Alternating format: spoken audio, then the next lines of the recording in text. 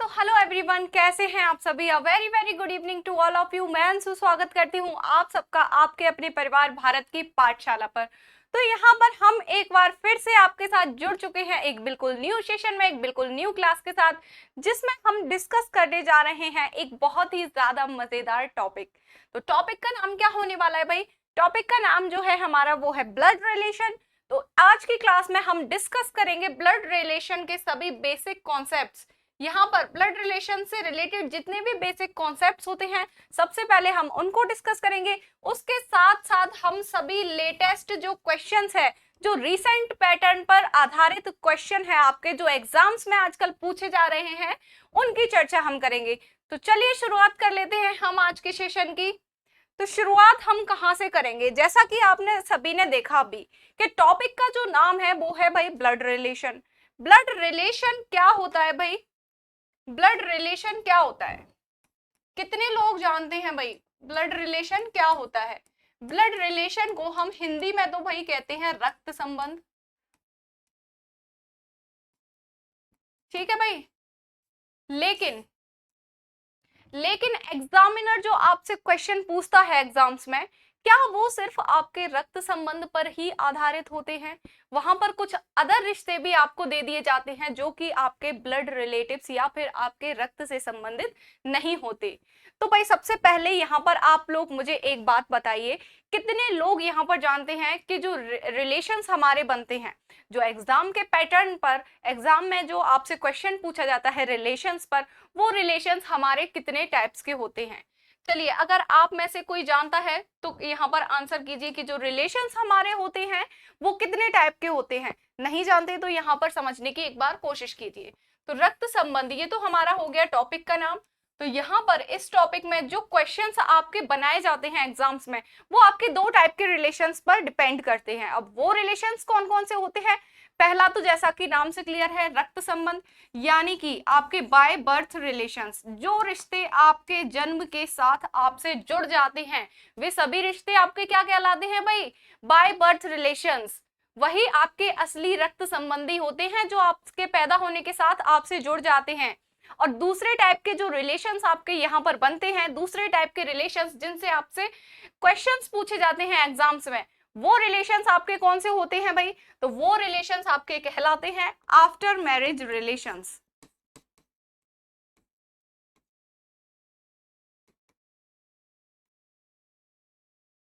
After marriage relations. तो भाई यहाँ पर ये दो बातें आपको क्लियर हो गई। यहाँ पर आप लोगों को ये दो बातें क्लियर हो गई कि कौन कौन से रिलेशंस हमारे साथ जुड़ते हैं, कौन कौन से रिलेशंस ऐसे होते हैं जिनसे क्वेश्चन पूछा जाता है एग्जाम में और जो हमसे जुड़े हुए हैं। ठीक है भाई। एक तो होते हैं आपके बाय बर्थ रिलेशंस और दूसरे रिलेशंस आपके कौन से होते हैं? After marriage. अब भाई ये बाय बर्थ रिलेशंस और आफ्टर मैरिज रिलेशंस क्या है, ये नाम से क्लियर हो रहा होगा आपको। ये आपको नाम से क्लियर हो रहा होगा कि बाय बर्थ रिलेशंस और आफ्टर मैरिज रिलेशंस क्या है। लेकिन फिर भी हम यहाँ पर डिटेल में एक बार समझने की कोशिश करेंगे। डिटेल में क्या समझेंगे भाई? सबसे पहले हम समझेंगे कि बाय बर्थ जो हमारे रिलेशंस होते हैं, यहाँ पर हम बाय बर्थ रिलेशंस को समझने का प्रयास करेंगे भाई। ब्लैक कलर विजिबल है? यहाँ पर जो बाय बर्थ रिलेशंस होते हैं हमारे, जो रिश्ते हमारे साथ जन्म से ही, I think black colour is not visible on this colour, तो चलिए हम एक बार कलर को चेंज कर लेते हैं। तो जो रिश्ते हमारे साथ जन्म से जुड़े होते हैं वो रिलेशंस हमारे क्या कहलाते हैं? By birth relations. ठीक है। अब इन रिश्तों के अंतर्गत कौन कौन से रिश्ते आते हैं? इन रिश्तों के अंतर्गत कौन कौन से रिश्ते आते हैं उनको समझेंगे भाई। तो सबसे पहले हम जिनसे जुड़ते हैं वो कौन होते हैं? हमारे माता पिता होते हैं। ठीक है। बाय बर्थ रिलेशंस में सबसे पहले हम जिन रिश्तों के साथ जुड़ते हैं वो कौन होते हैं? वो हमारे माता पिता होते हैं। इनके साथ साथ हम कुछ रिश्तों से और जुड़ते हैं। अब अगर हम बात करें हमारी मदर के साइड के रिश्तों की और फादर के साइड के रिश्तों की, यानी कि जो हमारे माता की तरफ के रिश्ते जितने भी होते हैं, माता की तरफ के क्या रिश्ते होते हैं भाई? हम अपने ननियाल जाते हैं गर्मियों की छुट्टी में, क्या बोलते हैं, कहीं कहीं जगह उसको ममाना भी बोलते हैं, कहीं कहीं पर ननियाल भी बोलते हैं, कोई कोई कहता है हम अपने मामा के घर जा रहे हैं, कोई कहता है नानी के घर जा रहे हैं, है ना। तो मदर की साइड के जितने भी सभी रिश्ते होते हैं, आपकी जो मम्मी का मायका होता है, वहां के लोगों से जो हमारे रिलेशंस बनते हैं, वो आपके कहलाते हैं मैटरनल साइड रिलेटिव्स। वहां के मम्मी की साइड के जो रिलेटिव्स होते हैं, वो कौन से रिलेटिव्स आपके कहलाते हैं भाई? मैटरनल साइड रिलेटिव, यानी कि मातृपक्ष रिश्ते। मातृपक्ष आपके रिश्ते कहलाते हैं मैटरनल साइड रिलेटिव्स। यहां पर हम लिख देते हैं एक बार, मैटरनल साइड। तो यहां पर जो रिश्ते बनेंगे वो आपके क्या कहलाएंगे? मातृपक्ष रिश्तेदार। जो जितने भी रिलेटिव्स इस आपकी माता की साइड यानी कि आपकी मम्मी के मायके वाली साइड से फॉर्म होते हैं, जैसे कि आपके मामा मामी हो गए, आपके मौसा मौसी हो गए, आपके नाना नानी, ये सारे कौन से रिलेटिव्स कहलाएंगे? Maternal side relatives. अब इनके अंतर्गत कौन कौन से रिश्ते हो जाते हैं भाई? हमारे जो मम्मी के माता पिता होते हैं, जो हमारी मदर के मदर एंड फादर होते हैं, वो हमारे क्या कहलाते हैं भाई? नाना नानी कहलाते हैं। ठीक, क्या कहलाते हैं? नाना नानी, यानी कि इनको इंग्लिश में क्या बोलते हैं? नाना नानी को ग्रैंडफादर एंड ग्रैंड मदर, या फिर शॉर्ट में हम इनको ग्रैंड पेरेंट्स भी लिख सकते हैं। ओके, यहां पर हमने ग्रैंड पेरेंट्स यहां पर लिख दिया, ग्रैंडफादर ग्रैंड मदर की जगह हमने एक वर्ड यूज कर लिया, हमारे ग्रैंड पेरेंट्स। ओके, नेक्स्ट जो हमारे मम्मी के भाई होते हैं, मम्मी के जो हमारे भाई होते हैं उनको हम मामा कहते हैं। ओके, यहाँ तक क्लियर है? जो हमारे माँ के भाई होते हैं उनको हम मामा बोलते हैं, और जो मामा की जो वाइफ होती हैं यानी कि मम्मी की भाभी, उनको हम क्या कहते हैं? मामी बोलते हैं। अब इनको इंग्लिश में क्या बोलेंगे? Maternal uncle and aunt, maternal uncle and aunt. अब नेक्स्ट अगर हम बात करें, जो हमारी मदर की सिस्टर होती हैं, जो हमारी माँ की बहन होती हैं, वो हमारी क्या कहलाती हैं भाई? वो हमारी मौसी कहलाती हैं, और मौसी तो वही सबकी फेवरेट होती हैं, है ना? मम्मी की जो बहन होती हैं, ये सारे जो रिलेशंस है, ये हमारी माँ की साइड वाले रिलेशंस है, हमारी माँ के घर वाले रिलेशंस हैं। ठीक है भाई, मम्मी की जो बहन होती हैं वो हमारी मौसी कहलाती हैं, और मौसी के जो हस्बैंड होते हैं वो कौन कहलाते हैं भाई? मौसा जी। ठीक है, क्लियर है? इन लोगों को भी हम इंग्लिश में क्या बोलते हैं? Maternal uncle and aunt. Okay, यहां तक क्लियर है? यहां तक जो मैंने पॉइंट्स बताए आपको वो सभी क्लियर होंगे आई थिंक। नेक्स्ट अगर हम बात करें हमारे फादर के साइड के रिलेशंस की, तो जो हमारे फादर के साइड के रिलेशंस बनते हैं उनको हम बोलते हैं पैटर्नल साइड रिलेटिव्स। जो हमारे पिता के घर वाले, यानी कि जिन्हें हम अपने घर वाले भी कहते हैं, है ना? हमारा घर है भाई, कौन कौन रहता है आपके घर में? दादा दादी रहते हैं, चाचा रहते हैं, ताऊ रहते हैं, बुआ रहती हैं, है ना भाई? तो जो हमारा घर होता है, हमारे इंडियन कल्चर में क्या है भाई? नानी के घर को अपना घर नहीं माना जाता भाई। शादी हो गई लड़की की, लड़की पराई हो गई, वो अपने ससुराल की हो गई। ठीक है भाई, तो जो हमारे पापा का घर होता है उसको अपना घर बोला जाता है। इसलिए आपको बड़ी ही इजी लैंग्वेज में यहाँ पर मैंने समझाने की कोशिश की है कि जो हमारे फादर का घर है, फादर के घर के जितने भी सभी रिलेटिव्स होते हैं उनको हम क्या बोलेंगे भाई? Paternal side relatives. ओके, यानी कि पितृपक्ष रिश्तेदार। ठीक, अब यहां पर कौन कौन से रिलेटिव्स आपके आ जाएंगे? पिता की साइड में आपके कौन से रिलेटिव्स आ जाएंगे? तो सबसे पहले अगर हम बात करें अपने फादर के मदर फादर की, यानी कि अपने पिता के भी पिता और माता की, तो वे लोग हमारे कौन लगते हैं भाई? दादा दादी लगते हैं। जो हमारे पापा के मम्मी पापा होते हैं उनको हम दादा दादी कहते हैं। ये भी क्या कहलाते हैं? हमारे ग्रैंड पेरेंट्स। ओके, ठीक है भाई।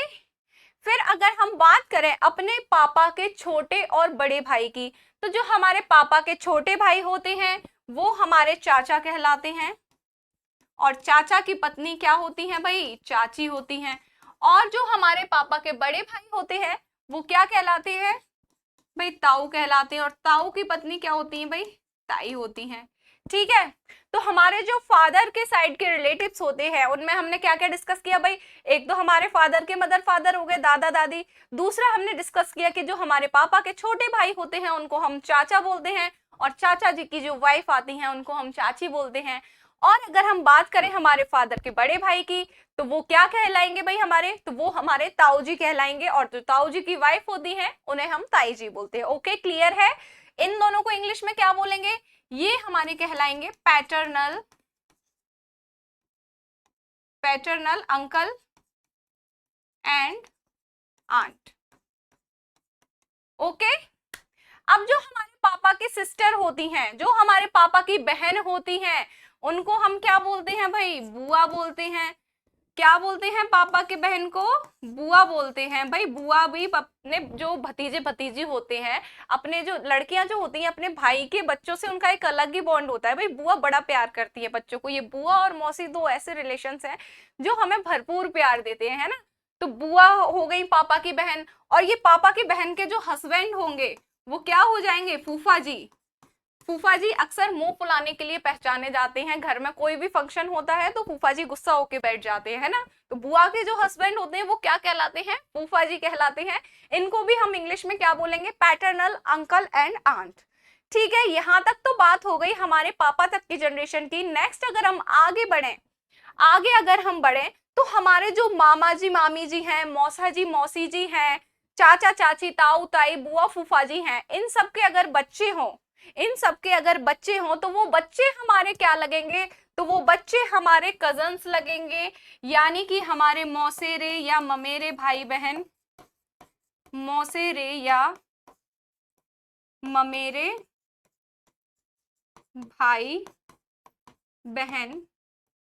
और इसके अलग अगर हम पैटर्नल साइड में जाएं तो कौन कौन से हो जाएंगे भाई, चचेरे फुफेरे भाई बहन।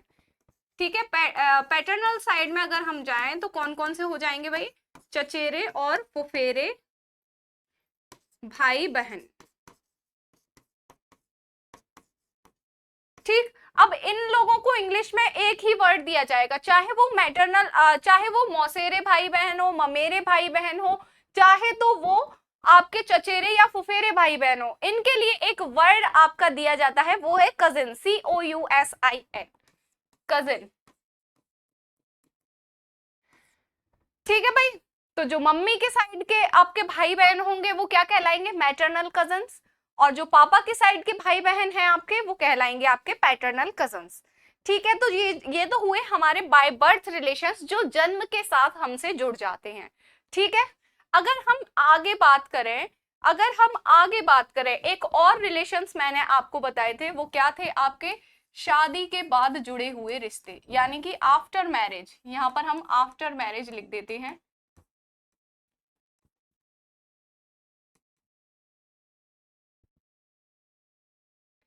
आफ्टर मैरिज जो हमसे रिलेशंस बनते हैं वो कौन कौन से रिलेशंस होते हैं, उनको हम एक बार समझेंगे भाई। आफ्टर मैरिज तो सबसे पहले जब हमारी शादी होती है, हमारा रिश्ता किससे जुड़ता है, अगर आप एक मेल पर्सन हैं तो आपका जो रिश्ता जुड़ेगा वो अपनी वाइफ के साथ जुड़ेगा, और अगर आप एक फीमेल पर्सन हैं तो आपका रिश्ता आपके हस्बैंड के साथ जुड़ेगा। तो शादी के बाद जुड़ने वाला सबसे पहला रिश्ता आपका कौन सा होता है, आपके हस्बैंड या वाइफ का। आपके हस्बैंड या वाइफ का जो रिश्ता होता है वो शादी के बाद सबसे पहले आपसे जुड़ता है। ठीक है, इसके साथ साथ हस्बैंड और वाइफ के साथ साथ रिश्ता जुड़ने के अलावा हमसे कुछ रिश्ते और जुड़ते हैं। अब वो रिश्ते कौन से होते हैं, वो हमारे हस्बैंड या वाइफ के रिश्तेदार होते हैं। कौन कौन से रिश्तेदार यहाँ पर हम पढ़ेंगे, हमारे टॉपिक से रिलेटेड फालतू के अटरम सटरम रिश्तेदारों की जरूरत है नहीं, जो मेन रिश्तेदार हैं उनको हम यहाँ पर समझेंगे, जो हमसे क्वेश्चंस में पूछे जाते हैं। तो सबसे पहले तो हमारे हस्बैंड या वाइफ के मदर और फादर हमसे जुड़ेंगे, तो जो हमारे क्या कहलाएंगे भाई, mother and father in law. यहाँ पर जो आफ्टर मैरिज रिलेशंस हमारे बनते हैं वो हमारे इन लॉज रिलेशंस कहलाते हैं। सेकंड जो हमसे जुड़ेंगे, हस्बैंड के मदर और फादर हमारे क्या कहलाएंगे भाई, मदर इन लॉ और फादर इन लॉ, यानी कि हिंदी में भी लिख देती हूं भाई, सास और ससुर, सास और ससुर। ठीक, इसके बाद अगर आपके हस्बैंड और वाइफ के कोई ब्रदर एंड सिस्टर हैं तो वो आपके क्या कहलाएंगे, brother and sister in law.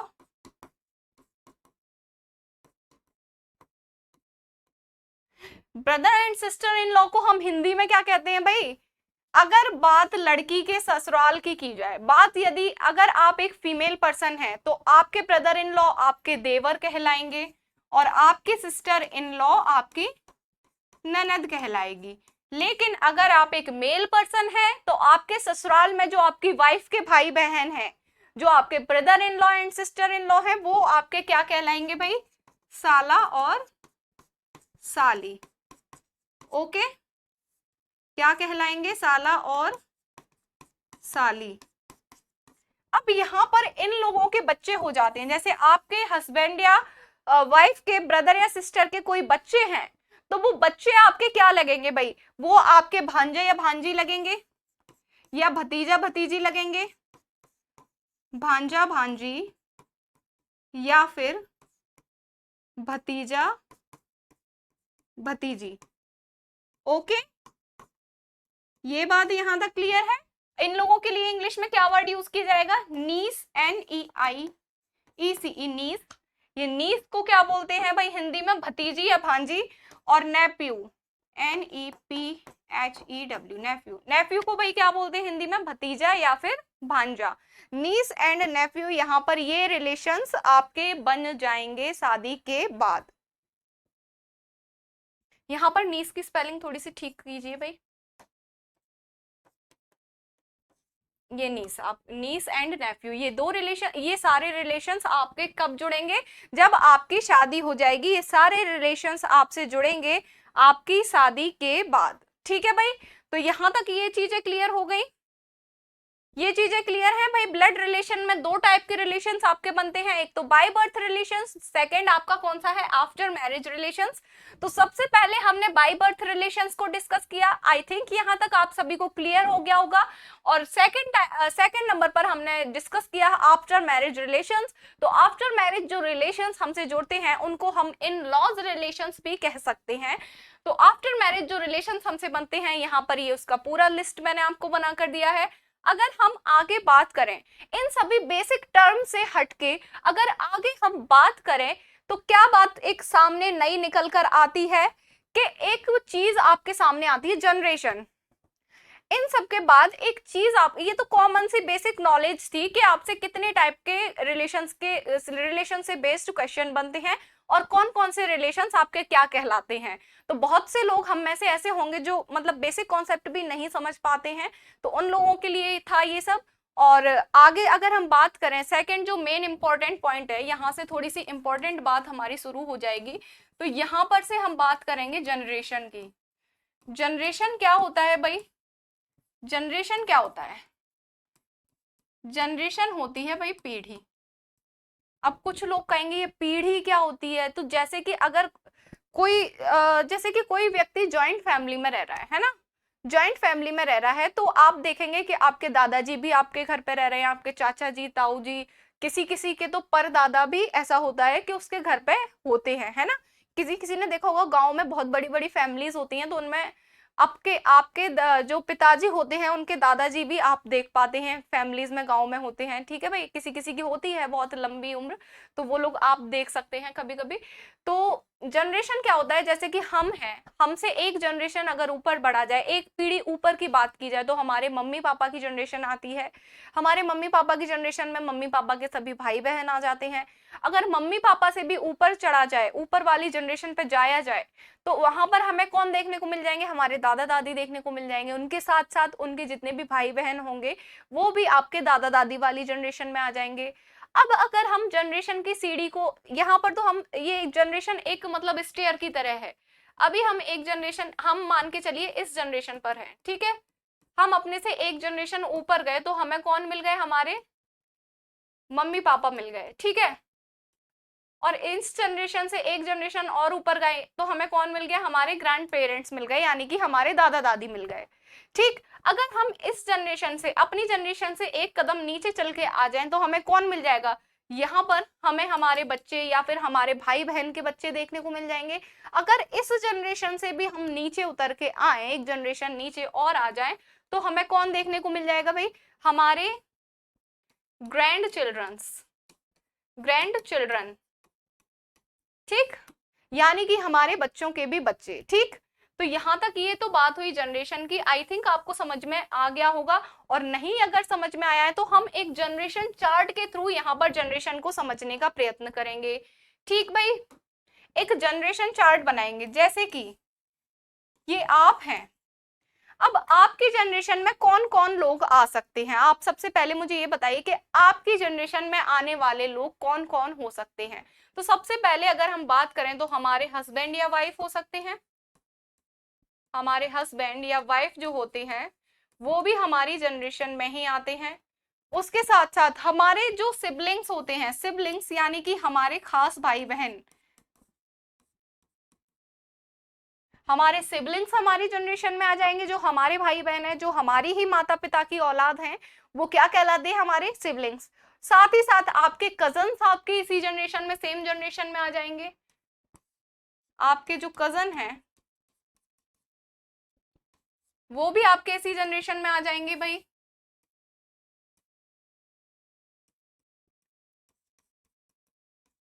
ठीक है, और यहाँ पर हम इस साइड आ जाएं तो हमारे जो वाइफ के जो भाई बहन हैं वो भी इसी जनरेशन में आ जाएंगे। जो हमारे ब्रदर और सिस्टर इन लॉ हैं वो भी इसी जनरेशन में आ जाएंगे। ठीक है, तो हमारी जनरेशन में आने वाले लोग कौन कौन से हो जाएंगे? हमारी जनरेशन में आने वाले लोग कौन कौन से हो जाएंगे भाई? एक तो हम हो गए, दूसरे हमारे हस्बैंड या वाइफ हो गए, उसके साथ साथ हमारे हस्बैंड या वाइफ के कोई ब्रदर एंड सिस्टर हैं तो वो भी उसी जनरेशन में आ जाएंगे। जो हमारे हस्बैंड या वाइफ के कजन्स हैं वो भी सेम जनरेशन में ही आएंगे। इसके साथ अगर बात की जाए जो हमारे सिबलिंग्स हैं, यानी कि जो हमारी ही माता पिता की संतान है और हमारे अलावा, वो लोग भी इसी जनरेशन में, सेम जनरेशन में, हमारी वाली जनरेशन में आएंगे। ठीक है भाई, और इसके साथ साथ हमारे जो कजन्स हैं वो भी इसी सेम जनरेशन में ही स्टैंड करेंगे। अगर इससे ऊपर बढ़ के हम अपने से एक जनरेशन ऊपर जाएं, हम अपने से एक जनरेशन ऊपर जाएं तो हमें कौन देखने को मिल जाएगा भाई? Mother and father. हमारे माता पिता जो होते हैं वो हमसे एक जनरेशन ऊपर होते हैं। तो हमारे माता पिता की जनरेशन में आने वाले लोग कौन कौन होंगे भाई? हमारी, जैसे कि हमारी जनरेशन में हमारे सभी भाई बहन, हमारे कजन्स, हमारे देवर ननद आ रहे थे, उसी प्रकार से आपके माता पिता के जितने भी भाई बहन हैं, जितने भी कजन्स हैं, जितने भी brother and sister in law हैं, वो आपके मम्मी पापा वाली जनरेशन पर स्टैंड करेंगे भाई। जैसे कि यहाँ पर देख लें, पापा के भाई आ जाएंगे यहाँ पर, वो आपके क्या लगेंगे? यहाँ पर आप खुद को एज्यूम कीजिए, यहाँ पर ये मत लिखिए कि पापा के भाई हैं तो आपने ब्रदर लिख दिया। आप खुद को एज्यूम कीजिए, फिर आप मानकर चलिए जो आपके पापा के भाई हैं वो आपके क्या लगेंगे भाई? Paternal uncle. Paternal uncle. उनकी जो वाइफ होंगी वो आपकी क्या लगेंगी? आंट। ओके, फिर यदि पापा की जो बहन है वो आपकी क्या लगेंगी? Paternal aunt. और बहन के हस्बैंड वो क्या हो जाएंगे? Paternal uncle. तो यहाँ पर आपके पापा वाली जनरेशन में अगर फादर की साइड के रिलेटिव्स को रखा जाए तो कौन कौन आ जाएगा? आपके चाचा चाची, ताऊ ताई, बुआ फूफा। ठीक है, इंग्लिश में ये लिखा हुआ है, हिंदी में मैं आपको बोल के एक्सप्लेन कर रही हूँ। अगर हम अपनी मदर की साइड में आ जाएं, अगर हम अपनी मदर की साइड में आ जाएं तो कौन कौन से रिलेटिव्स देखने को मिल जाएंगे यहाँ पर हमें? मैटरनल अंकल, यानी कि आपके मामा जी, और उनकी वाइफ क्या कहलाएंगी? Maternal aunt. तो यहाँ पर आपको मामा मामी देखने को मिल गए। आगे बढ़े तो और एक रिश्ता देखने को मिल गया भाई, मैटरनल आंट यानी कि आपकी मौसी, और अंकल यानी कि आपके मौसा जी। ओके, यहाँ पर ये जो बॉक्स बना है ये मौसी मौसा जी वाला है, और ये जो बॉक्स है ये आपका मामा मामी वाला है।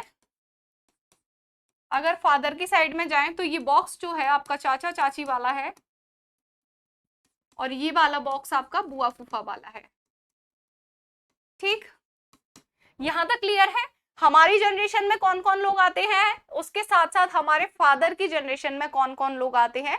तो यहां तक आई थिंक आप सभी को क्लियर हो गया होगा। अगर हम अपने मम्मी पापा की जनरेशन से एक जनरेशन और ऊपर जाएं, मम्मी पापा की जनरेशन से एक जनरेशन और ऊपर जाएं तो हमें कौन दिख जाएगा भाई?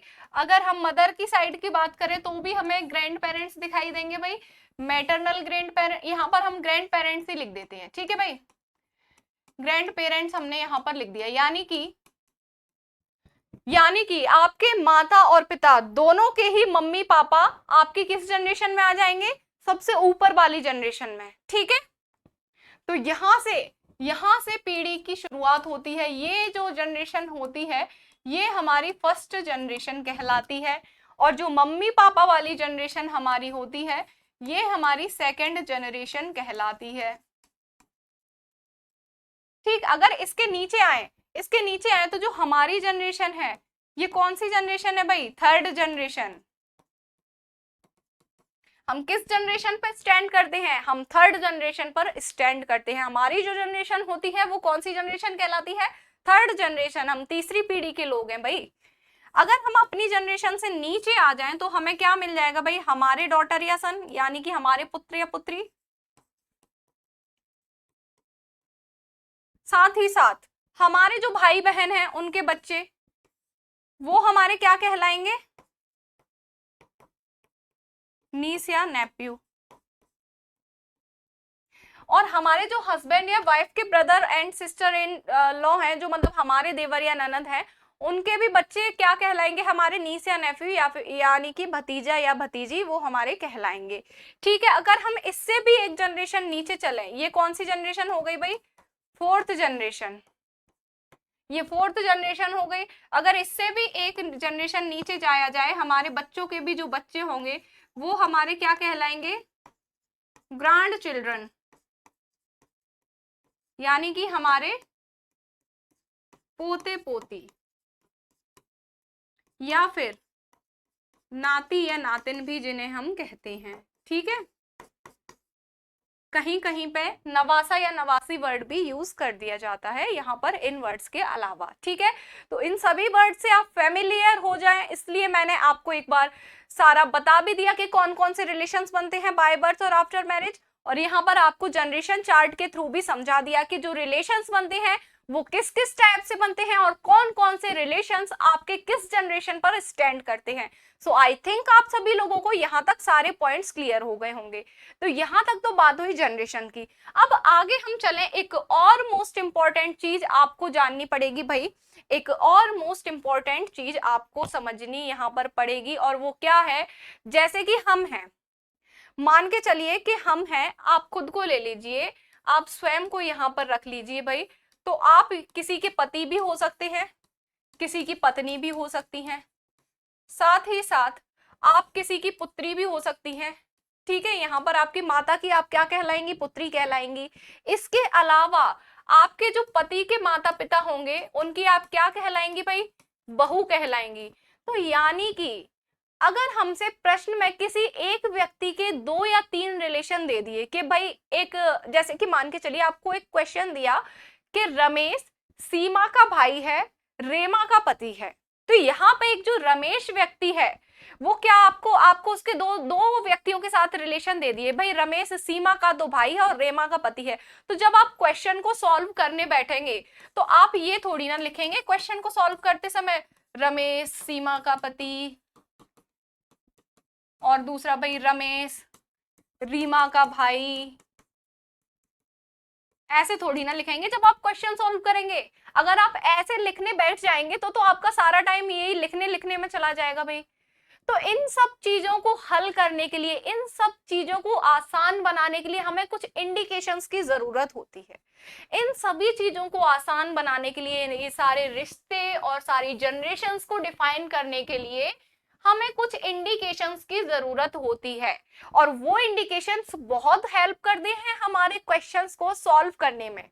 तो अगर आप इस बात को एक बार ध्यान से सुन लीजिए, अगर आप इस बात को बिल्कुल ध्यान से दिमाग में बैठा लेते हैं तो आपका चाहे एसएससी सीजीएल का प्रश्न हो, चाहे सीएचएसएल का प्रश्न हो, या फिर आप बैंकिंग लेवल का प्रश्न ले लीजिए, अगर ये इंडिकेशंस आपको समझ में आ गए, आपको ये फैमिली चार्ट ड्रॉ करना आ गया, तो आपका भाई कोई भी प्रश्न ऐसा नहीं बचेगा जिसे आप सॉल्व ना कर पाओ।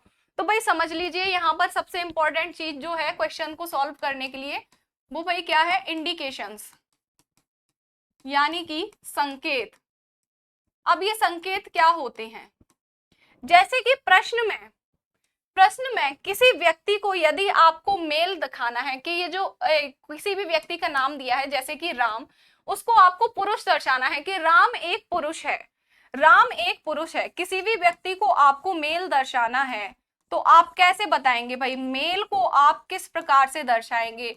तो क्वेश्चन में किसी भी व्यक्ति को आपको मेल दर्शाना है तो आप उसके लिए प्लस का सिंबल यूज करेंगे। ठीक है भाई, आपको किसी व्यक्ति को मेल दर्शाना है तो आप उसके लिए प्लस का सिंबल यूज करेंगे। नेक्स्ट अगर हम बात करें, प्रश्न में किसी भी व्यक्ति को महिला घोषित करना है, प्रश्न में किसी भी व्यक्ति को यदि महिला घोषित करना है, महिला को क्या बोलते हैं भाई, फीमेल। किसी व्यक्ति को महिला घोषित करना है तो उसे हम माइनस के साइन से दर्शाएंगे। ठीक है भाई, क्लियर है यहाँ तक? मेल को प्लस साइन से डिनोट किया है हमने, महिला को, फीमेल को माइनस के साइन से डिनोट किया है। ठीक है, अगर क्वेश्चन में आपसे बात कर दी जाए कपल की, किसी कपल के बारे में आपको कोई रिलेशन दे दिया जाए, जैसे कि आपको यहां पर दे दिया जाए कि रोहन जो है वो पति है सीता का, रोहन सीता का पति है। रोहन सीता का पति है, ये आपको एक स्टेटमेंट दिया है क्वेश्चन में। मान के चलिए आपको दिया गया है Rohan is the husband of Sita, Rohan is the, अच्छा चलिए यहां पर तो हमने मेल फीमेल की बात की, हम नेक्स्ट पेज पे समझते हैं कपल को। कपल को समझने के लिए हम नेक्स्ट पेज का यूज करते हैं, अच्छे से बड़े बड़े फॉर्मेट में समझेंगे, वहां पर किचड़ पिचड़ करने की जरूरत नहीं है, हौच पौच हो जाता है। अगर यहाँ पर हमें किसी कपल को डिनोट करना है, किसी कपल यानी कि किसी शादीशुदा जोड़े को दर्शाना है, क्वेश्चन में हमसे किसी शादीशुदा जोड़े के बारे में प्रश्न पूछ दिया जाए तो कैसे दर्शाएंगे? जैसे कि विराट कोहली और अनुष्का शर्मा की जोड़ी तो बड़ी फेमस है, सब जानते होंगे, तो आपको एक स्टेटमेंट मैं देती हूं भाई, विराट अनुष्का का पति है। विराट किसका पति है भाई? अनुष्का का पति है, ये आपको एक स्टेटमेंट दिया है। ठीक है, अब आप इसको कैसे डिनोट करेंगे? Virat is the husband of Anushka,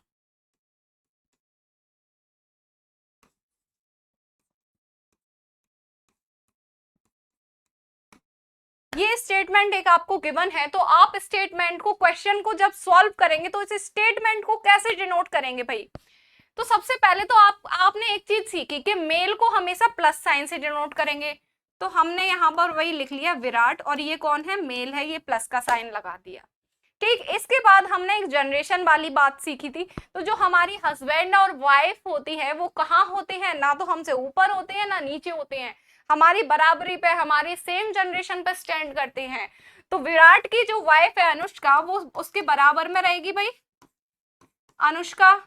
और अनुष्का कौन है? जब विराट कोहली हस्बैंड है अनुष्का शर्मा का, तो हस्बैंड तो हमेशा मेल होता है, तो जो अनुष्का है वो कौन हो जाएगी? उसकी वाइफ हो जाएगी। वाइफ हो गई तो कौन हो जाएगी? फीमेल हो जाएगी। अब फीमेल है तो यहाँ पर माइनस का साइन लगा देंगे, क्योंकि हमने अभी अभी सीखा था कि किसी भी पुरुष व्यक्ति को हम प्लस साइन से डिनोट करेंगे और किसी भी महिला व्यक्ति को हम माइनस साइन से डिनोट करेंगे।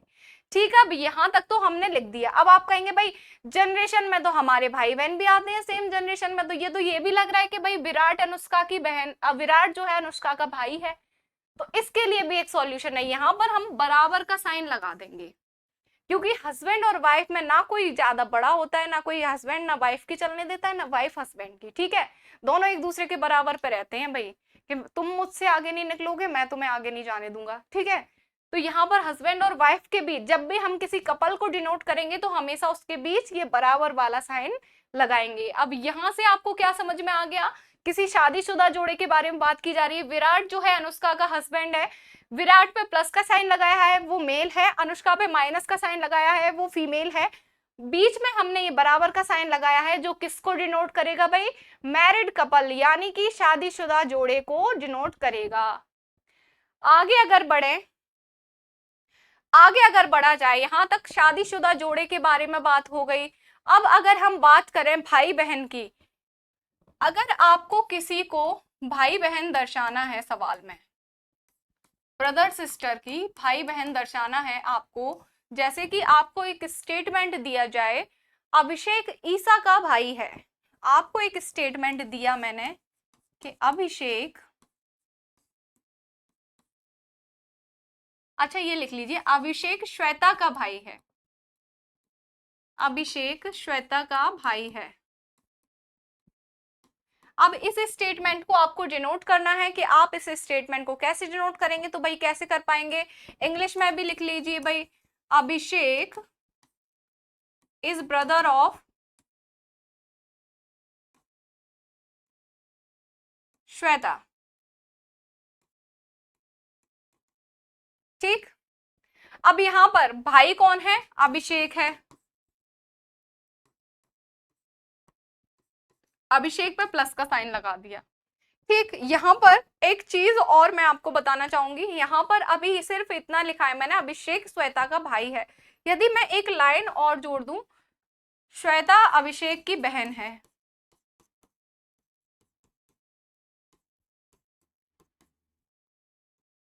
श्वेता अभिषेक की बहन है, तो यहाँ पर श्वेता का जेंडर डिफाइन हो गया। लेकिन जब तक यहाँ पर सिर्फ ये लाइन लिखी थी कि अभिषेक श्वेता का भाई है, तब तक श्वेता का जेंडर डिफाइन नहीं हो रहा था। ठीक है भाई, जब तक हमें क्लियरली किसी जेंडर, किसी व्यक्ति की जेंडर के बारे में नहीं बता दिया जाए, तब तक हम अपनी मर्जी से उस व्यक्ति का जेंडर डिफाइन नहीं कर सकते भाई। तो यहाँ पर जब मैंने ये एक और स्टेटमेंट जोड़ दिया कि श्वेता जो है वो अभिषेक की बहन है, तो यहाँ से क्लैरिफाई हो गई एक चीज कि जो श्वेता है वो कौन है भाई, फीमेल है। श्वेता कौन है भाई, फीमेल है। फीमेल है तो माइनस का साइन लगा दिया। अब भाई बहन के रिश्ते को कैसे दर्शाएंगे भाई, एक सीधी लाइन, एक हॉरिजॉन्टल लाइन से हम भाई बहन के, या फिर यहाँ पर बात करें कजन्स को भी हम इस सीधी लाइन से दर्शा सकते हैं। और अगर हम देवर ननद या साला साली की बात करें, उन सभी रिश्तों को हम किससे दर्शाएंगे, इस सीधी लाइन से, मतलब एक हॉरिजॉन्टल लाइन से। हॉरिजॉन्टल लाइन से हम किसे दिखाएंगे भाई, ब्रदर सिस्टर, या फिर ब्रदर इन लॉ और सिस्टर इन लॉ। यहां पर शॉर्ट में लिख देती हूं, ब्रदर इन लॉ या सिस्टर इन लॉ। ठीक है, तो इस वाली लाइन से ये जो स्टेटमेंट है ये क्या दर्शाएगा कि अभिषेक श्वेता का बहन, अभिषेक जो है वो श्वेता का भाई है। ठीक है, हॉरिजॉन्टल लाइन से हम brother sister, brother in law या फिर सिस्टर इन लॉ के रिलेशन को दिखाएंगे। यहाँ पर आगे अगर हम बात करें, जनरेशन गैप को हम कैसे दर्शाएंगे। अगर हमें किसी प्रश्न में जनरेशन गैप दे दिया जाए, जनरेशन गैप दे दिया जाए, तो हम उस जनरेशन गैप को कैसे शो करेंगे। तो भाई जनरेशन गैप को कैसे शो करेंगे, एक एग्जांपल के थ्रू फिर से समझेंगे। यहां पर अगर एक स्टेटमेंट दे दिया जाए कि दशरथ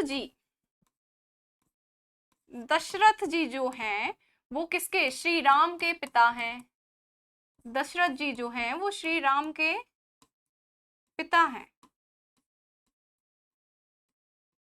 यहां पर अब जनरेशन गैप की बात हो रही है भाई, हमारी जनरेशन से एक जनरेशन ऊपर फादर या मदर जो होते हैं, या फिर फादर मदर के जो भाई बहन होते हैं, वो हमारी जनरेशन से एक जनरेशन ऊपर स्टैंड करते हैं। तो यहाँ पर इस स्टेटमेंट में आपको एक जनरेशन गैप देखने को मिल गया भाई।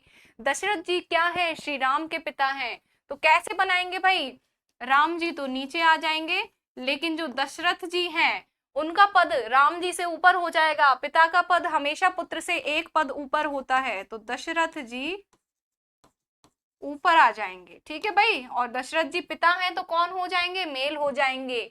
अब यहाँ पर चूंकि आप राम जी को जानते हैं, हमारे आइडल हैं श्री राम, तो आप इस बिहाफ पर उनको मेल घोषित नहीं करेंगे भाई। यहाँ पर क्वेश्चंस की बात हो रही है, यहाँ पर भाई नाम के आधार पर आप किसी का जेंडर डिफाइन नहीं करेंगे। जब तक आपको स्टेटमेंट में, आगे के स्टेटमेंट से ये क्लियर नहीं हो रहा, ये जस्टिफाई नहीं किया जा रहा कि कोई व्यक्ति मेल है या फीमेल है, तब तक आप उसे मेल या फीमेल घोषित नहीं कर सकते। ठीक है, यहाँ तक ये बातें क्लियर हो गई। सारे जो सिंबल्स थे वो मैंने आपको यहाँ पर समझा दिए। तो सबसे पहले हमने किस सिंबल की बात की थी, किसी को मेल घोषित करना है उसके लिए प्लस का साइन यूज किया, किसी को फीमेल घोषित करना है उसके लिए हमने माइनस साइन का यूज किया। हमें किसी कपल के बारे में दिखाना है भाई, कोई भी कपल, मैरिड कपल के बारे में दिखाना है, तो उसके लिए हमने डबल हॉरिजॉन्टल लाइन का इस्तेमाल किया।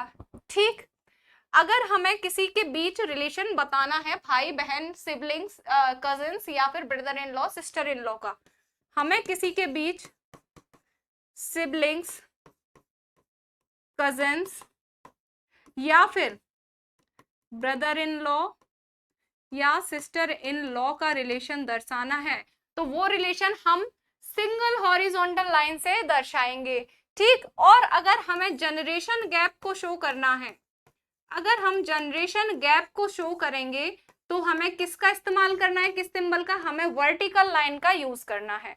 तो ये सारे सिंबल्स हैं जिन्हें हम क्वेश्चन को सॉल्व करते वक्त इस्तेमाल करेंगे और इन्हीं सभी सिंबल्स के जरिए हम अपने क्वेश्चंस को आसानी से सॉल्व कर सकते हैं।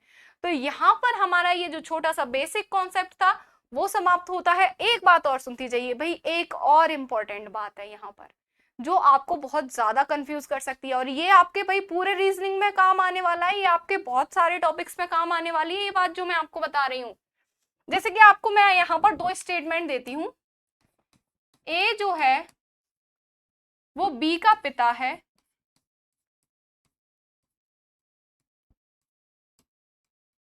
और सी का पति है,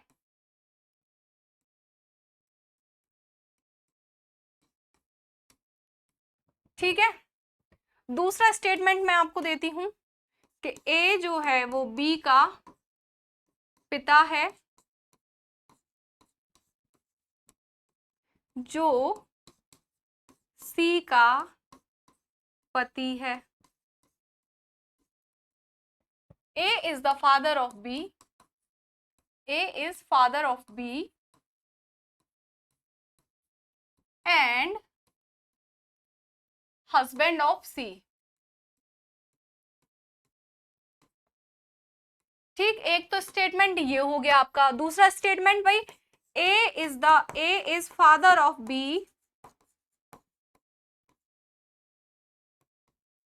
who is husband of C। अब मुझे ये बताइए क्या इन दोनों स्टेटमेंट्स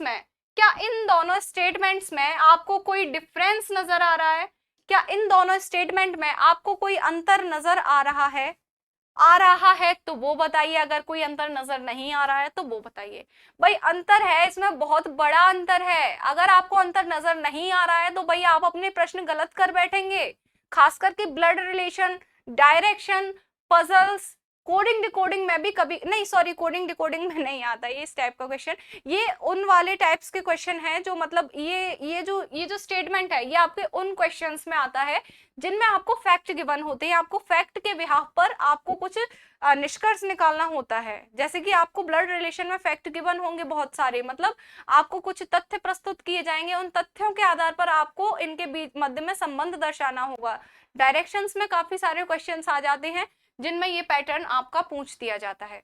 तो यहाँ पर क्या है ये पैटर्न, क्या ये चीज है भाई, किस वजह से ये दोनों आपके स्टेटमेंट हैं वो डिफरेंस हो रहा है इन दोनों के बीच में। तो भाई एक चीज समझिए, अगर हम फर्स्ट स्टेटमेंट को लेके चलें तो यहाँ पर बोला गया है कि ए बी का पिता है, ए बी का पिता है। यहाँ पर हम फिगर ड्रॉ कर लेंगे, ए किसका पिता है भाई, बी का पिता है और सी का पति है। ए जो है वो बी का पिता है और क्या है भाई, सी का पति है, ठीक है। सी का पति है तो सी उसकी वाइफ होगी तो फीमेल हो जाएगी, यहाँ पर हमें बी का जेंडर डिफाइन नहीं हो पा रहा है। नेक्स्ट स्टेटमेंट की अगर हम बात करें, ए जो है वो बी का पिता है, फिर से वही बात आ गई, ए कौन है, बी का पिता है, ए बी का पिता है जो सी का पति है, बी जो सी का पति है, ए जो है वो कौन है, बी का पिता है जो सी का पति है। तो यहाँ पर जो पति है वो कौन है, बी है, और यहाँ पर जो पति था वो कौन था भाई, ए था। ऐसा क्यों, क्योंकि यहाँ पर ये जो और वर्ड यूज किया गया है, ये जो और वर्ड इस्तेमाल किया जाता है वो हमेशा फर्स्ट पर्सन के लिए यूज किया जाता है। ए आपका फर्स्ट पर्सन है, बी आपका सेकंड पर्सन है। तो जो और वर्ड है वो हमेशा किसके लिए यूज किया जाता है, वो हमेशा फर्स्ट पर्सन के लिए यूज किया जाता है, और यहाँ पर जो वर्ड दिया गया है ये हमेशा आपका सेकंड पर्सन के लिए यूज किया जाता है, ठीक है। इस बात को आप ध्यान में रखेंगे हमेशा कि जो और वर्ड होता है, यहाँ पर मैं आपके लिए लिख भी देती हूँ, जो और या फिर किंतु वर्ड आ जाए, और वर्ड आ जाए, या फिर किंतु वर्ड आ जाए, परंतु वर्ड आ जाए, ये हमेशा, ये वाले वर्ड आपके हमेशा फर्स्ट पर्सन के लिए यूज किए जाएंगे। और जो वर्ड आ जाए, जिसका, जिसकी, जिनके, ये सब वर्ड आ जाएं, ये हमेशा आपके सेकंड पर्सन के लिए यूज किए जाएंगे। तो भाई स्टार बना के लिख लीजिए, ये बहुत ही ज्यादा इंपॉर्टेंट स्टेटमेंट्स होते हैं जिनमें अक्सर आप लोग कंफ्यूज हो जाते हैं और आपका सवाल गलत हो जाता है। तो बेसिक कॉन्सेप्ट की बात यहां तक रही। आगे बढ़ते हैं अब हम अपने क्वेश्चंस की ओर। क्वेश्चंस की ओर बढ़ने से पहले भाई आप एक चीज और जान लीजिए कि ब्लड रिलेशन में जो टाइप्स ऑफ क्वेश्चन होते हैं, टाइप्स ऑफ क्वेश्चंस होते हैं, वो आपके 3 टाइप्स के होते हैं। 3 टाइप्स कौन कौन से? पहले तो होते हैं आपके बातचीत पर आधारित,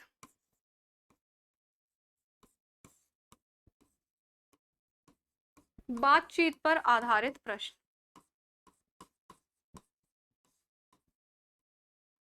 यानी कि आपके questions based on, questions based on conversation, या फिर इसे इंफॉर्मेशन भी कह सकते हैं।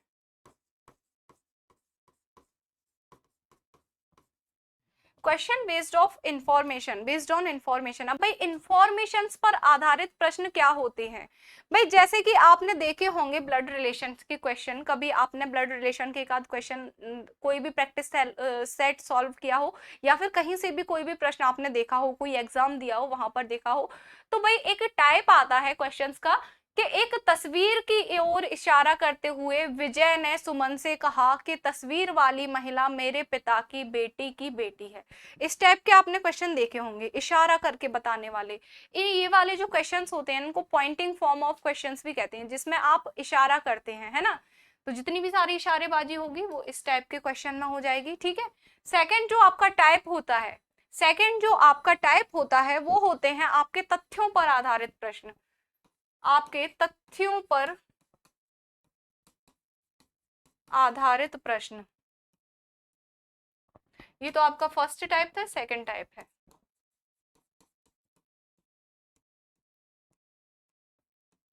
यानी कि fact based question, question based on fact, questions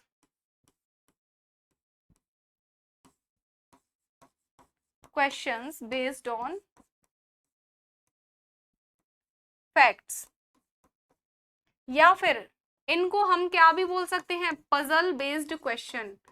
इस वाले जो इस टाइप के क्वेश्चंस होते हैं, इसमें अगर लेवल बढ़ा दिया जाए तो ये पजल बेस्ड क्वेश्चंस भी बन सकते हैं आपके।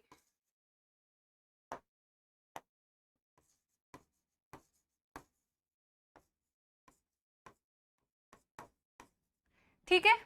अब ये क्वेश्चन क्या होते हैं भाई, इसमें कुछ आपको फैक्ट दिए जाएंगे, जैसे ए बी का भाई है, बी जो है वो सी की बहन है, और सी जो है वो डी की पुत्री है।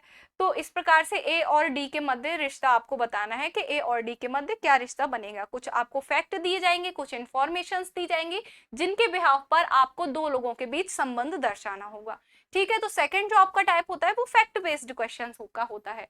और थर्ड जो आपका टाइप होता है, जो आजकल बड़ा ही ट्रेंड में है भैया, तो वो टाइप होता है आपका कोडेड ब्लड रिलेशन का, कोडेड ब्लड रिलेशन।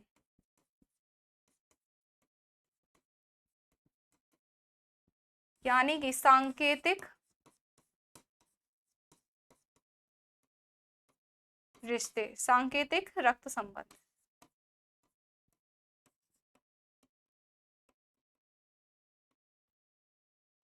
ठीक। तो आजकल ये जो टाइप है वो बहुत ज्यादा भाई ट्रेंड में है। अभी तक ये बैंक के एग्जाम्स में पूछा जाता था, लेकिन अब ये धीरे धीरे एसएससी की ओर भी मूव कर रहा है। सीजीएल में इस टाइप के प्रश्न आपको देखने को मिल जाएंगे मोस्टली।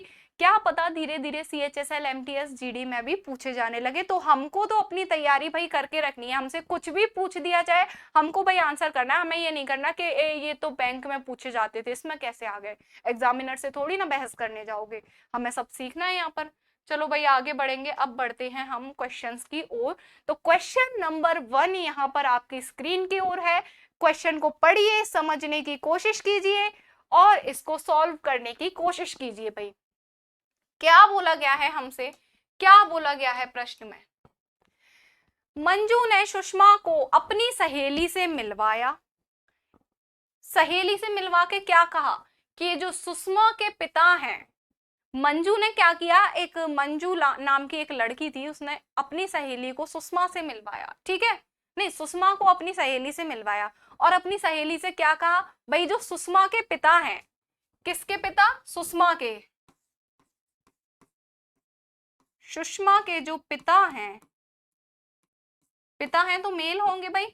सुषमा के जो पिता हैं, पिता के इकलौते बेटे की पत्नी, पिता के इकलौता बेटा, पिता का, अब देखो यहां पर इकलौता बेटा वर्ड आया, यानी कि सुषमा के जो फादर हैं उनके सिर्फ एक ही बेटा है, इसके अलावा उनके कोई और बेटा नहीं है।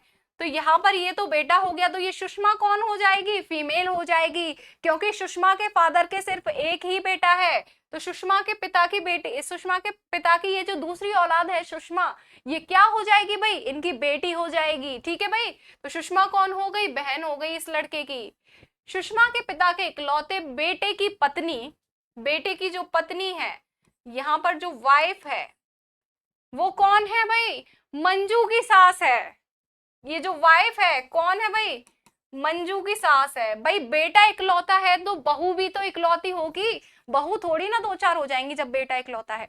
जब बेटा इकलौता है तो बहू भी इकलौती हो गई, और इकलौती बहू की सास, तो यानी कि वो कौन हो गई? खुद मंजू की सास हो गई। ठीक है भाई, सास है तो फीमेल हो गई, और इस पिता की पत्नी हो जाएगी वो सास। ठीक है, तो यहाँ पर पूछा गया है कि मंजू का पति, मंजू का जो पति है ये, वो सुषमा से कैसे संबंधित है? तो भाई वो तो हमने पहले ही बता दिया था, वो सुषमा का कौन है? भाई है। तो ऑप्शन नंबर ए ब्रदर आपका राइट आंसर हो जाएगा। ऑप्शन नंबर ए ब्रदर आपका राइट आंसर हो जाएगा। ठीक है, मंजू ने सुषमा को अपनी सहेली से मिलवाया। फिर उसने क्या बताया कि सुषमा के पिता के इकलौते बेटे की पत्नी, सुषमा के पिता के इकलौता बेटा कौन हो गया? मंजू का पति। फिर इकलौते बेटे की पत्नी कौन है भाई? मेरी सास है, यानी कि मंजू की सास है। तो वही क्या हो गया? सुषमा और उसके पति में रिलेशन भाई बहन का हो गया। ऑप्शन नंबर ए ब्रदर यहाँ पर आपका राइट आंसर हो जाएगा। आगे बढ़ेंगे नेक्स्ट क्वेश्चन की ओर। आगे बढ़ेंगे नेक्स्ट क्वेश्चन की ओर। क्या पूछा गया है? ये जो आपका क्वेश्चन था, ये आपके टाइप 1 का क्वेश्चन था, जो आपके कन्वर्सेशन बेस्ड क्वेश्चन था उसका क्वेश्चन है ये। ठीक है, आगे अगर हम बढ़े, सक्षम ने अपने मित्र से निधि का परिचय करवाते हुए कहा। देखो फिर से वही वाला क्वेश्चन आ गया। सक्षम ने अपने मित्र से निधि का परिचय करवाते हुए कहा, वह मेरे पिता की जो निधि है, ये जो निधि है वो कौन है? सक्षम के पिता की, यहां पर हमने लिखा सक्षम के पिता। सक्षम के पिता कौन हो जाएंगे भाई? मेल हो जाएंगे, पिता है तो। की पत्नी के, पिता की पत्नी कौन हो जाएगी भाई? सक्षम की माता हो जाएगी। पिता की पत्नी कौन हो गई? सक्षम की माता हो गई। माता है तो फीमेल का साइन आ गया। ठीक है, माता, निधि जो है सक्षम के पिता की पत्नी के इकलौते पुत्र। अब भाई सक्षम के पिता की पत्नी का इकलौता पुत्र कौन हो जाएगा? अगर मैं कहूं मेरे पिता की पत्नी की इकलौती पुत्री, मेरे, ध्यान से सुनिए भाई, मेरे पिता की पत्नी यानी कि मेरी मम्मी की इकलौती पुत्री कौन हो जाऊंगी? मैं खुद हो जाऊंगी ना। तो उसी प्रकार से सक्षम के पिता की पत्नी का इकलौता पुत्र सक्षम खुद हो जाएगा। के इकलौते पुत्र की पुत्री है, कौन है भाई? निधि है, इसकी पुत्री है, सक्षम की पुत्री है। ये जो इकलौता पुत्र है तो मेल का साइन आ गया, और निधि कौन है भाई? पुत्री है, तो यहाँ पर क्या आ जाएगा? फीमेल का साइन। तो सक्षम का निधि से क्या संबंध है भाई? सक्षम निधि से, निधि जो है सक्षम से एक जनरेशन नीचे, और यहाँ पर उसने साफ साफ बोला है पत्नी के इकलौते पुत्र की पुत्री है। तो यानी कि जो निधि है वो कौन हो गई? सक्षम की।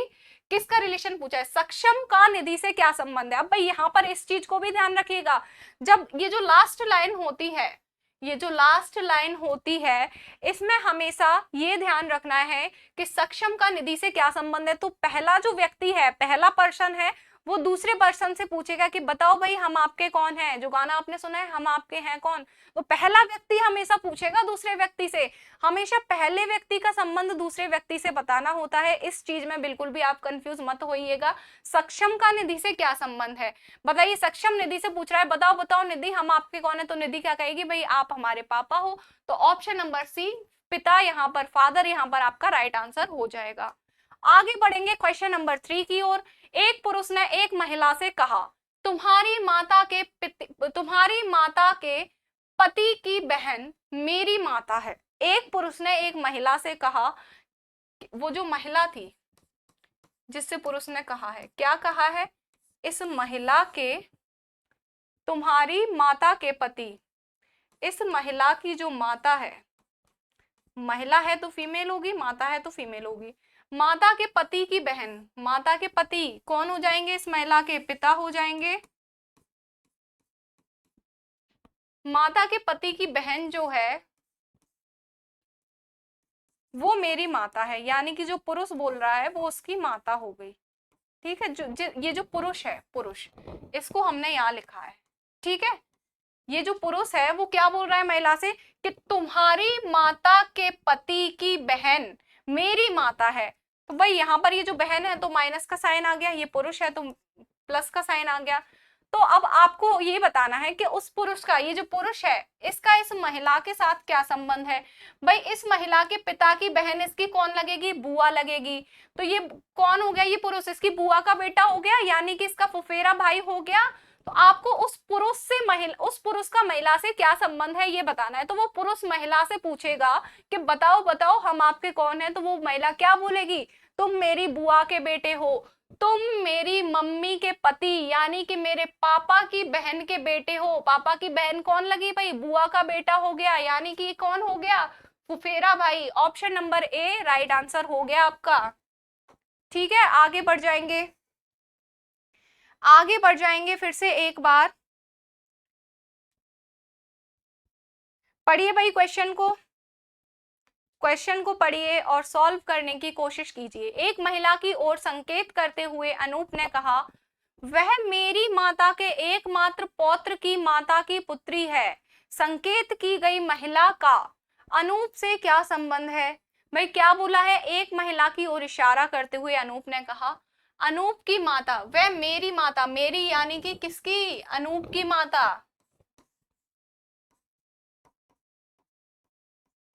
अनूप की माता, यहाँ पर ये मदर, मदर है तो कौन हो जाएगी, फीमेल हो गई। ठीक है, मेरी माता के एकमात्र पौत्र की, पौत्र कौन होता है भाई, पौत्र होता है आपका ग्रैंडसन। ये लिखा है भाई इंग्लिश में, हिंदी में ना समझ में आए तो इंग्लिश देख लीजिए।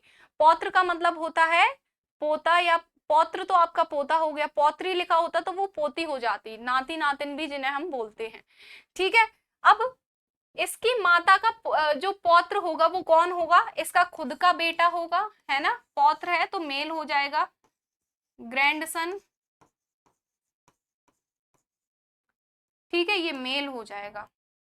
अनूप का बेटा कौन कहलाएगा, इसकी माता का पौत्र कहलाएगा। ठीक है, मेरी माता के एकमात्र पौत्र की माता की पुत्री है, इसकी जो माता होगी, अब अनूप के बेटे की जो मम्मी होगी वो क्या कहलाएगी, अनूप की बीवी कहलाएगी, भाई वाइफ हो जाएगी।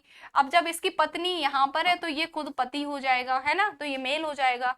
यहाँ पर जो इसकी ग्रैंडसन की मदर है यानी कि अनूप की कौन हो गई है, वाइफ हो गई। ठीक है, वो कौन है, माता की पुत्री है, जो जिसकी जिसकी ये जो महिला है वो कौन है, अनूप की माता के पौत्र के पत्नी की बेटी है, यानी कि इसकी खुद की बेटी हो गई ये तो।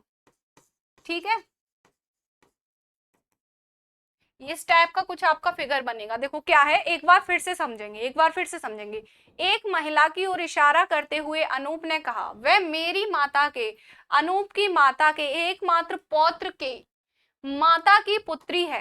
तो यानी कि अनूप की जो माता है उसका जो पौत्र है यानी कि अनूप का बेटा है, उसकी माँ, अनूप के बेटे की माँ कौन कहलाएगी? अनूप की पत्नी कहलाएगी। और अनूप की पत्नी की लड़की कौन है भाई? जिसकी ओर वो खुद इशारा कर रहा है। ठीक है, तो आपसे ये बोला गया है कि संकेत की गई महिला का अनूप से क्या संबंध है, यानी कि वो महिला पूछेगी अनूप से कि बताओ हम आपके कौन है। अनूप क्या कहेगा भाई? आप मेरी पुत्री हो, आप मेरे पत्नी की बेटी हो, आप मेरे माँ के पौत्र की माता की बेटी हो। यानी कि क्या हुआ भाई? आप मेरे बेटे की माँ की बेटी हो, आप मेरी पत्नी की बेटी हो, तो आप मेरी कौन लगोगी भाई? पुत्री लगोगी। तो ऑप्शन नंबर ए यहाँ पर राइट आंसर हो जाएगा। आगे बढ़ेंगे क्वेश्चन नंबर 5 की ओर। यहाँ पर आपके सेकंड टाइप का क्वेश्चन आ गया है, तो क्वेश्चन को देखिए और सॉल्व करने की कोशिश कीजिए भाई। PMZA और L 5 सदस्यों वाले परिवार का एक हिस्सा है। ठीक है, यहाँ पर एक फैमिली है जिसमें 5 लोग हैं, PMZAL। ठीक है, आगे क्या दिया गया है? और L को छोड़कर सभी महिलाएं हैं, यानी कि जो L है सिर्फ वही मेल है और बाकी PMZA ये सभी क्या है? फीमेल हैं। ठीक है, Z और L विवाहित संबंध में है, यानी कि जो Z और L हैं वो आपस में पति पत्नी है। L मेल है तो Z फीमेल हो जाएगी, L कौन हो जाएगा? पति हो जाएगा, और Z पत्नी हो जाएगी। और P, M और A उनके बच्चे हैं, इनके 3 बच्चे हैं, P, M और A, और ये सभी क्या हैं भाई? फीमेल हैं, यानी कि ये तीनों की तीनों कौन है? इन दोनों की बेटियां हैं। अब M जो है वो Z से किस प्रकार संबंधित है? ये जो M है ये Z की कौन है? M Z से पूछ रही है कि बताओ मैं आपकी कौन हूं, तो Z क्या बोलेगी? आप मेरी बेटी हो भाई। फीमेल है, इन दोनों के बच्चे हैं ये, और ये फीमेल है तो कौन हो जाएगी? बेटी हो जाएगी, ऑब्वियस सी बात है। आगे बढ़ेंगे क्वेश्चन नंबर 6 की ओर। क्वेश्चन नंबर 6 को देखिए, पढ़िए, समझने की कोशिश कीजिए। अमन बमन और चमन का भाई है। ठीक, बमन जो है एमिली की माँ है, फरहान अमन के पिता हैं, तो निम्नलिखित में से कौन सा निहित रूप से सत्य है? अब यहाँ पर जो ऑप्शंस है, इस वाले टाइप के जो क्वेश्चंस होते हैं वो आपके डेटा सफिशिएंसी वाले भी क्वेश्चंस बोले जा सकते हैं। यहाँ पर आपको जो ऑप्शंस दिए हैं उन ऑप्शंस के जरिए बताना है कि डेटा जो आपके पास है वो सफिशिएंट है या नहीं है। ठीक है, अमन बमन और चमन का भाई है, तो जो अमन है यहाँ पर हम लिख लेंगे अमन भाई है किसका? बमन का और चमन का। ठीक, हमें सिर्फ अमन के बारे में इंफॉर्मेशन मिली है कि अमन भाई है, बमन और चमन का हमें जेंडर अभी डिफाइन हुआ ही नहीं है। ठीक है, आगे पढ़ेंगे शायद हो जाए। बमन जो है वो एमिली की माँ है, ये जो बमन है वो किसकी माँ है? एमिली की माँ है। माँ है तो कौन हो गई भाई? फीमेल हो गई। तो अमन और बमन का जेंडर डिफाइन हो गया, अमन मेल है, बमन फीमेल है। चमन का जेंडर अभी भी डिफाइन नहीं है भाई। फरहान जो है वो अमन के पिता हैं। अब यहाँ पर अमन के पिता कौन हो गए? फरहान हो गए, पिता हैं तो मेल हो जाएंगे। ठीक है, अब जब फरहान अमन के पिता हैं और बमन चमन अमन ये तीनों आपस में भाई बहन या भाई भाई जो कुछ भी हैं ये हैं, तो ये तीनों ही इसके पुत्र या पुत्री हो जाएंगे, यानी कि फरहान इन तीनों का पिता हो जाएगा। ठीक है, फरहान अगर अमन का पिता है और बमन और चमन आपस में, अमन और बमन और चमन आपस में भाई बहन है, तो फरहान इन तीनों का पिता हो जाएगा और एमिली का कौन हो जाएगा? नाना हो जाएगा, क्योंकि फरहान जो है एमिली जो है फरहान की बेटी है, तो फरहान कौन हो जाएगा? एमिली का नाना हो जाएगा। ठीक है, तो अब हमें बताना है, ये जो इंफॉर्मेशन दी गई है इसके बेस पर हमें बताना है कि इन ऑप्शंस में से कौन सा राइट हो सकता है। ऑप्शन नंबर ए हमें गिवन है अमन और एमिली भाई बहन है। अमन और एमिली भाई बहन कहाँ है भाई? अमन तो एमिली का क्या है? अमन एमिली जो है अमन की बहन की बेटी है, यानी कि एमिली कौन हो गई? अमन की भांजी हो गई, तो ऑप्शन नंबर ए को बाय कर देंगे। सेकंड, चमन एक पुरुष है, चमन का जेंडर ही डिफाइंड नहीं है तो पुरुष कैसे हो गया? बी को भी बाय बोल दिया। चमन अमन का भाई है, फिर से बोल रहा है भाई ये चमन को भाई बना रहा है। जब चमन का हमें जेंडर ही नहीं पता तो फिर हम चमन को कैसे भाई बना दे? तो ऑप्शन नंबर सी को भी बाय कर दिया। फिर हमसे पूछा गया है बमन चमन की बहन है। ये जो बमन है वो चमन की बहन है, तो हाँ जी ये बात बिल्कुल सही है। बमन का जेंडर हमें डिफाइन है, फीमेल है, तो वो बमन कौन हो गई? चमन की बहन हो गई। तो ऑप्शन नंबर डी यहाँ पर आपका राइट आंसर हो जाएगा। तो आज के इस सेशन को हम यहीं तक रखते हैं। आई होप आप लोगों ने सेशन को बहुत अच्छे से एंजॉय किया होगा। तो वीडियो पसंद आया हो तो वीडियो को जरूर लाइक करें और ज्यादा से ज्यादा वीडियो को शेयर करें ताकि और बच्चों को भी हेल्प मिल सके, है ना भाई? आप अकेले अकेले अपना फायदा मत लो, दूसरों को भी शेयर करो वीडियो ताकि दूसरों को भी हेल्प मिल सके। और अगर वीडियो में कहीं से भी कहीं तक आपको कोई डाउट नजर आ रहा है, कोई चीज समझ में नहीं आ रही है, तो कमेंट बॉक्स में बताइए। वीडियो पसंद आ रहा है तो आप कमेंट बॉक्स में एक बार लिख कर जरूर बताइए कि वीडियो पसंद आ रहा है, हमको समझ में आ रहा है, ताकि मुझे पता चल सके कि मैं जो एक्चुअली मैं आपको कंटेंट प्रोवाइड कर रही हूँ, जो मैं आप लोगों के लिए इतनी मेहनत कर रही हूँ, वो सक्सेस हो रही है कि नहीं हो रही है, आपको समझ में आ भी रहा है कि नहीं आ रहा, कि मैं यूं ही लगी हूँ यहाँ पर। तो कमेंट जरूर करना है आपको, कमेंट यहाँ पर वीडियो के नीचे कमेंट में आप इस बार जरूर करके बताएंगे कि वीडियो समझ में आया है कि नहीं आया है, और कहीं से कहीं तक कोई डाउट नजर आ रहा है वो भी आप वीडियो के नीचे कमेंट करके बताएंगे। इसी के साथ मैं विदा लेती हूँ आपसे, मिलते हैं नेक्स्ट पार्ट में, तब तक के लिए जय हिंद जय भारत।